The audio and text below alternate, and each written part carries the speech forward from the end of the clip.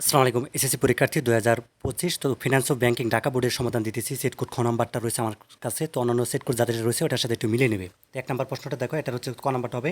মুনাফার নীতি হবে দুই নাম্বারটা হচ্ছে তোমাদের ক নাম্বার তারল্য বনাম মুনাফা তিন নাম্বার হচ্ছে খ নাম্বারটা হবে 1 এবং 2 চার নাম্বার প্রশ্ন উত্তরটা হচ্ছে গ নাম্বারটা বিল পার্থক্য এবং পাঁচ নাম্বার প্রশ্ন উত্তরটা হচ্ছে তোমাদের খ নাম্বারটা দুটি হবে এবং ছয় নাম্বার প্রশ্ন উত্তরটা খ নাম্বারটা হবে ব্যাংক ঋণ হবে ঠিক আছে এবং সাত নাম্বার প্রশ্ন উত্তরটা ক নাম্বার এবং আট নাম্বার হচ্ছে তোমাদের এখানে গ নাম্বারটা হবে আচ্ছা এরপর দেখো আচ্ছা এরপরে দেখো নয় নাম্বার হচ্ছে খ নাম্বারটা হবে 1 এবং 3 এবং 10 নম্বর প্রশ্নের উত্তরটা হচ্ছে ক নাম্বারটা হবে ঊনবিংশ এবং তারপরে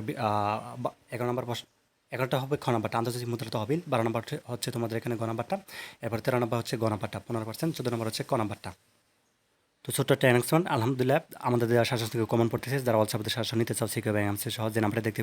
পাচ্ছ স্ক্রিনে এই নাম্বারটির মধ্যে যোগাযোগ করলে হবে ঠিক আছে সাজেশন পিডিএফ তুমি হোয়াটসঅ্যাপে এই মুহূর্তে কিন্তু সহজে নিতে পারবে তারপর দেখো 15 নম্বর হচ্ছে খ নাম্বারটা হবে প্রত্যয়নপত্র 16 নম্বর হচ্ছে তোমাদের এখানে পণ্য ক্রয় খ নাম্বারটা 17 নম্বর হচ্ছে গ নাম্বারটা তিনটেই 18 নম্বর খ নাম্বারটা ঠিক আছে 19 নম্বর হচ্ছে গ নাম্বারটা এরপর দেখো 20 নম্বর হচ্ছে গ নাম্বার খ নাম্বার চলিত এবং 21 নম্বর হচ্ছে গ নাম্বারটা জেড শাখা আর কি এবং 22 নম্বর প্রশ্নের উত্তরটা দেখো এটা হচ্ছে খ নাম্বারটা হবে 1 এবং 3 23 নম্বরটা হচ্ছে তোমাদের এখানে কী হবে গ নাম্বারটা এবং 24 নাম্বার হচ্ছে তোমার এখানে খ নাম্বারটা হবে 25 নাম্বার হচ্ছে ক নাম্বার ঋণ নিয়ন্ত্রণ 26 নাম্বার হচ্ছে তোমাদের এখানে ক নাম্বারটা ইজারা 27 নম্বর হচ্ছে তো গ নাম্বার গভর্নর 28 নম্বর হচ্ছে গ নাম্বারটা 80 কোটি এবং 29 নম্বর হচ্ছে খ নাম্বারটা 15% এবং 30 নম্বর হচ্ছে তোমাদের এখানে ঘ নাম্বারটা তিনটাই হবে তো এই ছিল ঢাকা বোর্ডের ধন্যবাদ সবাইকে আল্লাহ হাফিজ